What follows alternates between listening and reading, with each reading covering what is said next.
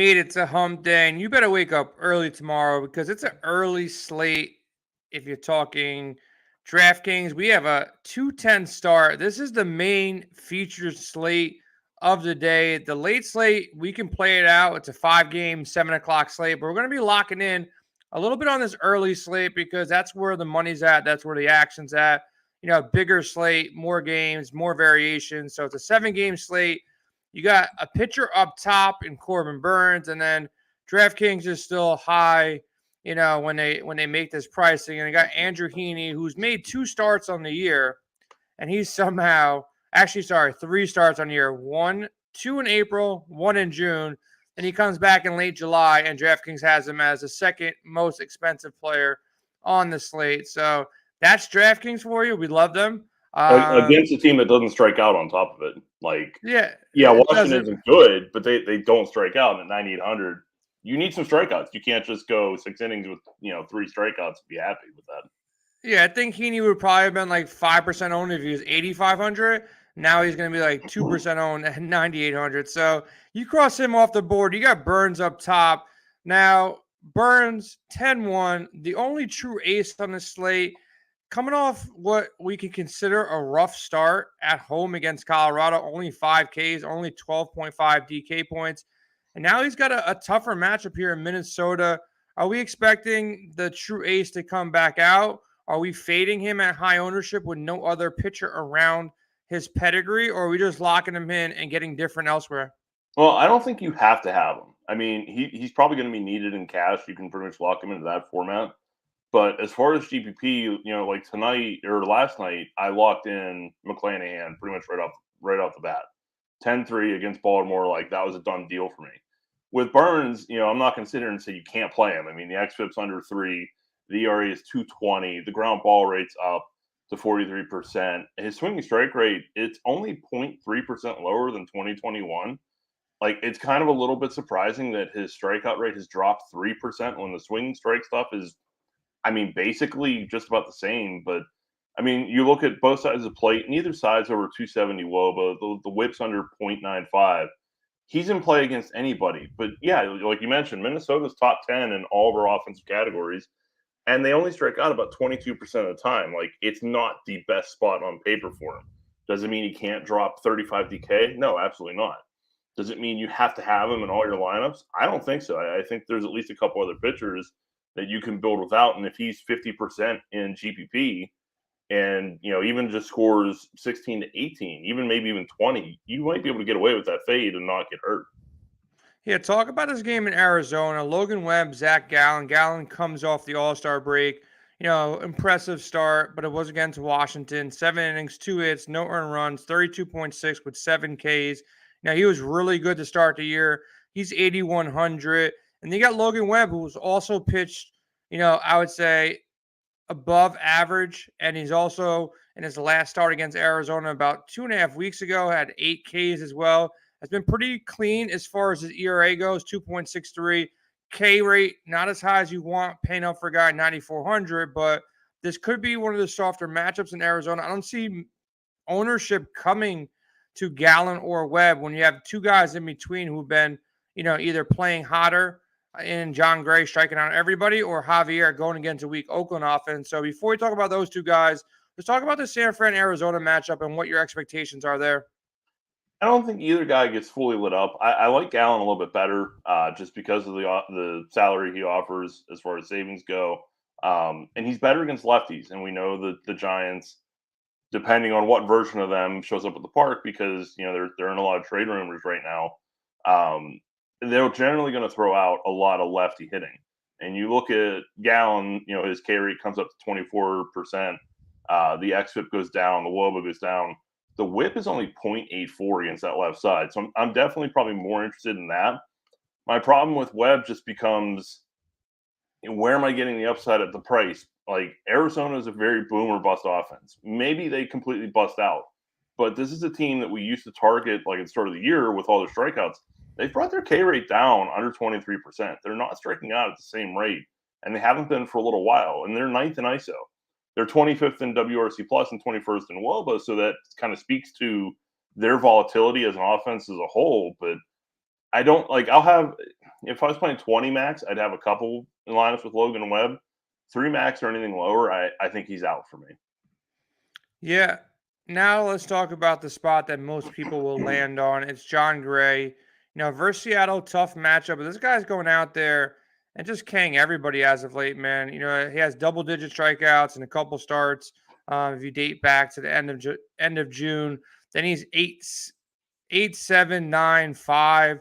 So you have starts all around where this guy is going out there and doing things. Seattle's a tough matchup for him.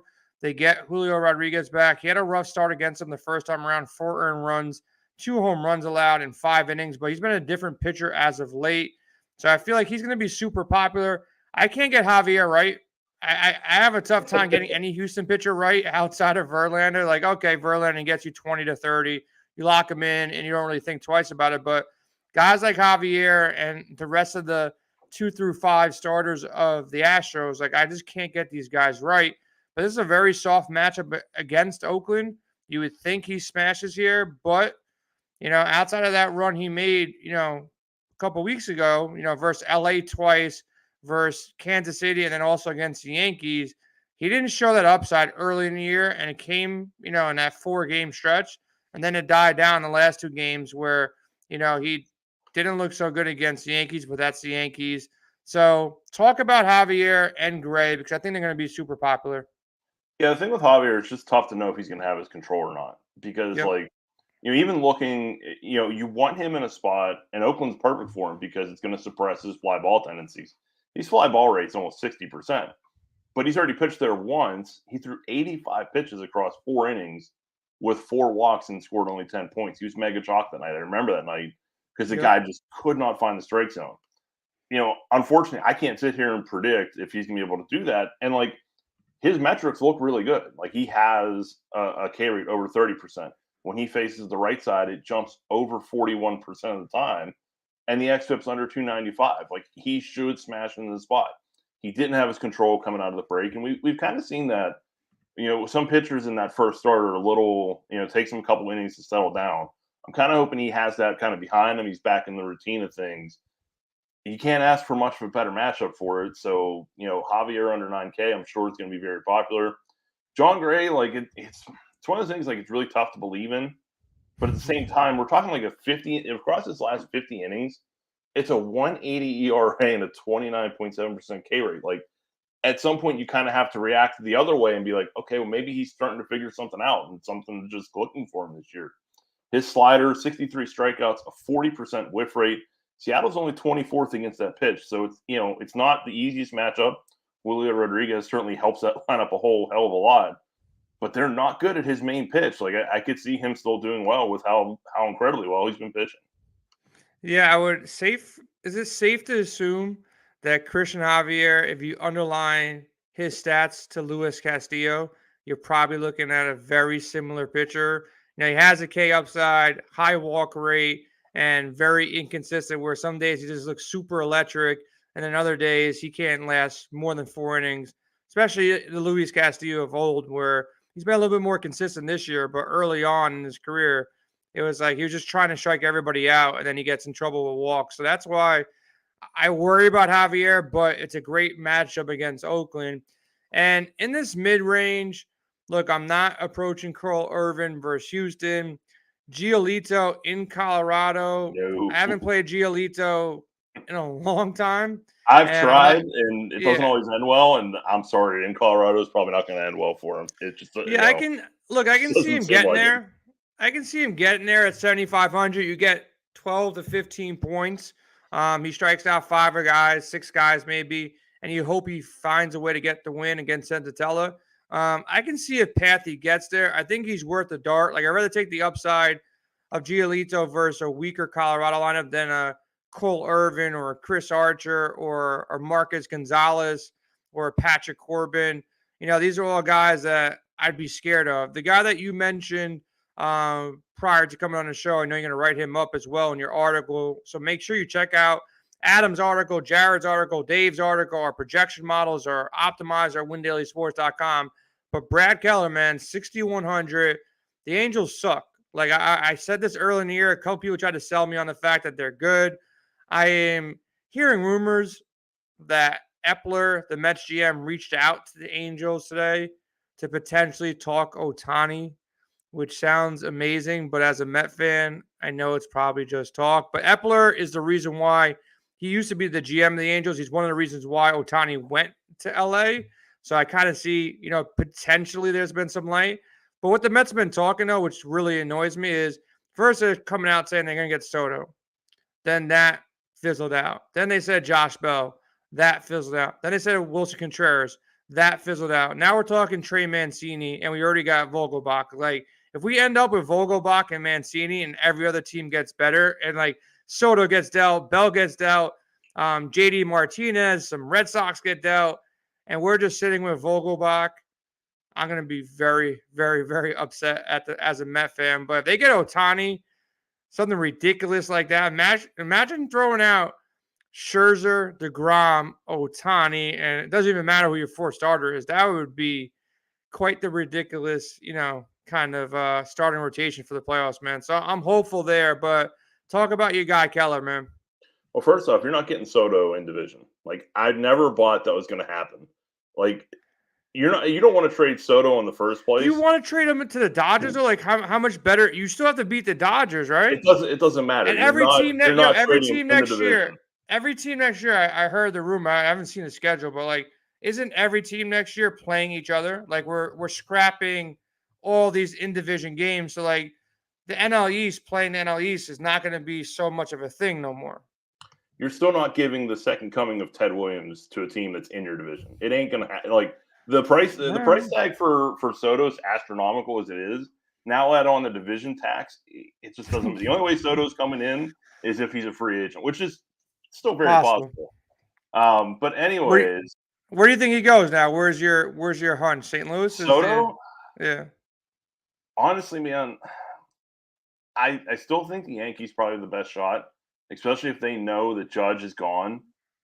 That chunk of money that they were earmarking for him. Stanton went down today with the Achilles, whatever. Nothing major, but if somebody goes down, I can see the Yankees pulling the trigger on there. But I think it's bad for them if they go out and get Soto because it just sends shocks to the clubhouse that you're not signing Judge potentially. And I think that would be more harmful than helpful because at this point in time, like this point of this season, I think Judge has definitely been a better, more consistent hitter than Soto throughout the entire season. So you don't want to get him off his game or lose any confidence with Soto coming to town. I don't know. I think Aaron Judge is already halfway out the door, judging by his answer at the All-Star break. But that's probably another story. That answer was hilarious. I don't think I've ever heard that before from a free agent to be. But regardless, I mean, when we're looking at Keller, like, there's not a ton to like in his profile. I'm not going to sit here and pretend like, man, this guy's really talented. He's just been really unlucky. He's not that good. He's an average pitcher. But you look at the past 30 days for the Angels, they're either 29th or 28th in WOBA, WRC+, OPS, on base, ISO, and they've been striking out right about 31% of the time to go along with the 10th highest ground ball rate in that time frame. Like, if Keller can't get it done here, maybe he just can't get it done. Like, he's just, the pitcher that you're really never ever going to play, but, he'll pop up for those big starts. But, like, you look, he just scored 30 points. Like, he's capable of putting up a good start, and especially at this salary, 6,100, you don't need much. Just give me 6 innings, only let up like 2 runs, give me like 4 or 5 Ks, and you're fine. 6,100 is nothing. Yeah, the 2 times he faced Detroit, 31-22. 2 times he faced Oakland, 29-7. Let's call it 10 against Houston. He has a possibility to go negative, and that's the problem. If he ends up being chalky, I'd probably go mid-range and take a shot somewhere else. But if he goes, sub 10% owned, I love the play. 6,100. Look, if I'm a pitcher going against the Angels, I'm just really pitching around Ohtani and Trout as much as possible. Trout's not even there right now. Trout's on the IL. Yeah, and then the rest of the lineup, it's like Taylor Ward fizzled out, and then there's nobody. There's really nobody left. So I'm with that Keller call. I hope he's not that popular. He's probably going to be popular. Let's flip the switch. Looking at our optimizer projection model, where are you seeing the correct stack laying? Is it going to Colorado, going to Coors Field, and going with White Sox bats, or potentially going with some, Colorado bats. You got, Giolito's hittable. He's letting up home runs. Or, are you going to Houston versus Irvin? Or are you going with the Dodgers versus your guy, Patrick Corbin, who might be part of that, that Soto trade? He had that one big start. They're trying to unload that contract with Soto somewhere. So what are you thinking? Dodgers, Colorado, there's a guy named Junk who's pitching. So there's always Kansas City that falls into the mix. What are you thinking? Yeah, Casey's all right, but I mean, my main focus is definitely going to be in Colorado and the Dodgers. And when I say in Colorado, I mean both sides of the plate or both sides of the game here. Senzel has been awful against righties. A 421 WOBA, Abreu, Vaughn, Anderson, Eloy Jimenez is two dongs in his last 10 games. We kind of know that the first game in Coors tends to go under, and we tend to fade that a little bit more. Now you got the second game of the series. Senzel has been bad. Giolito's been bad this year. I mean, there's just no way around it anymore. And the problem for him, it's been the right side of the plate, and that's a lot of the Colorado lineup. I mean, he's given up a 421 WOBA himself to the right side, and you're talking about a 2.34 home run per nine, and you're going into Colorado. I mean, at home, CJ Cron has a 446 WOBA. Rogers, Connor Joe, they're over 350. Chris Bryant's been just on an absolute tear this last little bit. I know he saw a foot specialist today, but he was in the lineup tonight, so I'm not really assuming he's automatically out tomorrow. Maybe because it's a day game, maybe they sit him, but if he's in, I have no problem going right back to him. As long as he's in the lineup, the foot doesn't really concern me because they're playing him with it as it stands. Yeah, Giolito, 11 home runs allowed in the last 53 innings. Kind of crazy for a guy. He just can't keep the ball in the park this year, man. I don't know what the deal is, but. And then you go to Colorado, not the place to be going when you're giving up a bunch of home runs. Look, the Dodgers disappointed on Monday. They had what looked to be a dream matchup. I stacked them. I had a couple of bets out there. But does it get any better than Patrick Corbin coming to town? Do you think the Dodgers are going to be the top-owned stack of the slate and the top projected slate, stack? Or are you leaning towards Coors Field a bit? I'd probably still lean towards Coors, but I would bet Trey Turner and Mookie Betts will be up there. Even if it's not the full stack, the righties are going to be right with the Coors Field guys as far as most popular in the slate. And I mean, look, realistically, who am I to argue? Yeah, Corbin's been unlucky to an extent. He hasn't been as bad as his ERA would show. Some of his advanced metrics, he's the BABIP, the xFIP, things like that lead you to believe he's been better than almost a 6 ERA, but that doesn't mean he's been good. And the Dodgers can rip apart a good pitcher, let alone one that's still struggling. Yeah, and kudos to DraftKings one more time. Give them a shout out. They got Jimenez at 4,300. They got this outfield pretty much all under 3K, or all under 4K. You got Pollock cheap. You got Gavin Sheets cheap. Yep. Depending on who starts out there, there's guys potentially in the 2,500 range. If Luis Garcia gets a start again, switch hitter, I don't see why you wouldn't get a start here, especially if Harrison is out.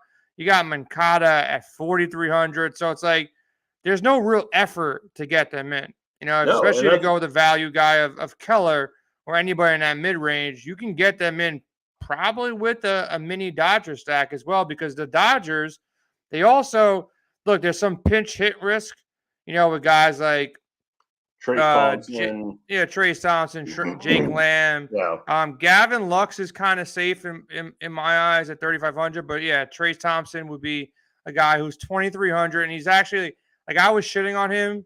He's actually hitting a little well over these past. Yeah, he's hitting a little well. Klay Thompson is chugging beers at the game for his inspiration and stuff like that. So when he first came in, I'm like, this bum's just getting another shot because Klay has won a championship, and he's actually been hitting as of late. In his last 10 games, 9 for 30, a home run. So looks like he might be doing something here, and maybe he can get some extra at bats. So Trace Thompson 2,300 to kind of round out a potential mini stack for, he's going to get the start here probably against Corbin. So I'm building a lineup right now where you can get, Burns and Keller. You can get Turner, Betts, Thompson, and then go Jimenez and Moncada, and then you still got like 3,700 left for your catcher, first base, and second base. It's so easy. It's so easy to get these guys. Yeah. Man. It really is. You throw Garcia in, you can probably get to Will Smith. Yeah, too easy. I can build a 4-3-1 stack with Burns and Keller, and then I got to have a one-off at 3,700. And there are so many guys that I won't even mention the names here, but there's a lot of guys that you can slide in there at your first base position, which will definitely work, man. So that's the slate. That's the breakdown. Any bets, any K props that you're going to be looking at tomorrow? I know you put in our expert chat, every single day of the week at windailysports.com. Hop in that expert chat. Make sure you like and subscribe to the channel. If you haven't checked out the golf show, Spencer, Sia, and Joel just killed it for an hour. They gave out rights. They had me betting on him. I don't know if you watch the show, but they gave out, I don't know if this guy's going to win or whatever. I never heard of this guy before, but they're betting him to finish in the top 40 at plus 400. So I sprinkled a couple dollars on that. And then they got him to win the outright, which is I bought some lottery. I bought some Mega Millions tickets today, and I think my Mega Millions tickets probably have a better shot. Because my wife told me that you gotta go buy one. They're $850 million. I'm like, okay, now's the time to buy one. Yeah, it's not like 50 million wasn't worth it, or 100. Like 850, I gotta go out of the house and go to the store and buy one. But yeah, some guy, and his last name is NOH, so it's like no. But I went out there and I bet him top 40, and his outright was plus 40,000. So I put $25 on it. So if I hit it, it's a nice $10,000 hit. So if that shit hits, I'll be having fun. So make sure you check that out. Like and subscribe to the channel. We'll be back tomorrow breaking down the Thursday slate. Hop in our expert chat. Adam's in there. Early slate, late slate, giving cores to FanDuel, giving a core for DraftKings, for cash, for Yahoo, answering all questions with myself and Jared and Nick and the rest of the team. So make sure you check it out. We'll be back tomorrow, though, breaking down the Thursday slate. And if you got any questions for the late slate, hit us up on Twitter at WinDailySports, or like I said, just hop in the expert chat. We'll answer all questions for the late slate. It's a boring 5-game slate. Hopefully the Mets smash again. They're going against Herman, so that's what I'll be hoping for. I'll be watching that. So everybody have a good day, and let's have a profitable Wednesday.